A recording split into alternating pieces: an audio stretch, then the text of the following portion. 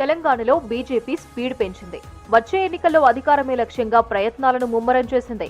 Machine 90 target గా ground work చేస్తోంది. రానున్న ఎలక్షన్లో అధికారంలోకి రావాలంటే 119 సీట్లకు గాను బీజేపీకి 61 సీట్లు రావాలి. ఇందుకోసం పక్కా వ్యూహాలు రచిస్తోంది. 2018 అసెంబ్లీ ఎన్నికల్లో వచ్చిన ఓట్ల శాతంపై రివ్యూ చేసుకుంటూనే రాబోయే ఎలక్షన్స్ కు రెడీ అవుతుంది. గత ఎన్నికల్లో 10 నియోజకవర్గాల్లో 2వ స్థానంలో నిలిచింది బీజేపీ. మరోవైపు జీహెచ్ఎంసీ ఉప ఎన్నికల్లో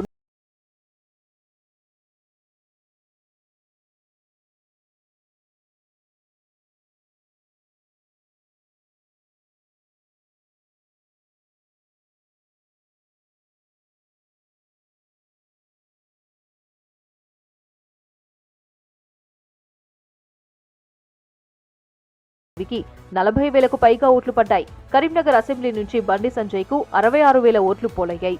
అంటే 33% పైగా సంజయ్ కు ఓట్లు వచ్చాయి. మల్కాజ్గిరి నియోజకవర్గం నుంచి పోటీ చేసిన మాజీ ఎమ్మెల్సీ రామచంద్రరావుకు 40,000కు పైగా ఓట్లు పోలయ్యాయి. అంబర్పేట్ నియోజకవర్గంలో కిషన్ రెడ్డికి 60,000 పైచిలుకు ఓట్లతో సెకండ్ ప్లేస్ లో ఉన్నారు. ఖైరతాబాద్ నియోజకవర్గంలో నుంచి పోటీ చేసిన చింతల రామచంద్రారెడ్డికి 34,666 ఓట్లు పడ్డాయి. వీటితో పాటు కార్వాన్లో 37,000, చార్మినార్లో 21,000కు పైగా ఓట్లు, చాంద్రాయణగుట్టలో 15,000, కల్వకుర్తిలో తల్లోజు ఆచారికి 59,000కు పైగా ఓట్లు వచ్చాయి. ముషీరాబాద్లో లక్ష్మణ్ 3వ ప్లేస్లో ఉన్నప్పటికీ 30,000కు పైగా ఓట్లు వచ్చాయి. ఇక నారాయణఖేడ్లో 33,000కు పైగా బీజేపీకి ఓట్లు పడ్డాయి. సూర్యాపేటలో బీజేపీ థర్డ్ ప్లేస్లో ఉన్నప్పటికీ సంకినేని వెంకటేశ్వరరావుకు 39,000కు పైగా ఓట్లు వచ్చాయి.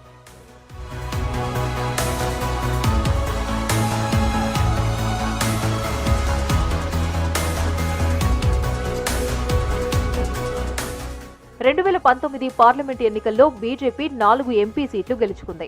ఆదిలాబాద్, కరీంనగర్, నిజామాబాద్, సికింద్రాబాద్ పార్లమెంట్లలో పాగా వేసింది. ఒక్కో పార్లమెంటు పరిధిలో 7 అసెంబ్లీ నియోజకవర్గాలు ఉండగా 28 నియోజకవర్గాల్లో మెజారిటీగా బీజేపీ ఓట్లు సాధించింది. దీంతో 33% నియోజకవర్గాల్లో బీజేపీకి ప్రజల నుంచి మద్దతు ఉన్నట్లేనని ఆ పార్టీ నేతలు చెబుతున్నారు. వచ్చే ఎన్నికల్లో మిషన్ 90 పేరుతో ప్రజల్లోకి వెళ్తున్నామని, ఖచ్చితంగా 61 సీట్లకు పైగా సాధించి అధికారం చేపడతామని ధీమా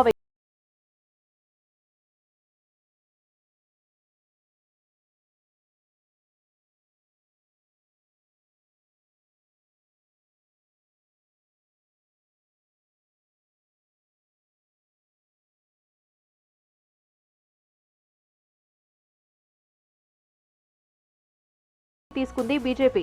మొత్తంగా బీఆర్ఎస్ కు ఆల్టర్నేటివ్ తామే అంటున్నారు బీజేపీ లీడర్లు.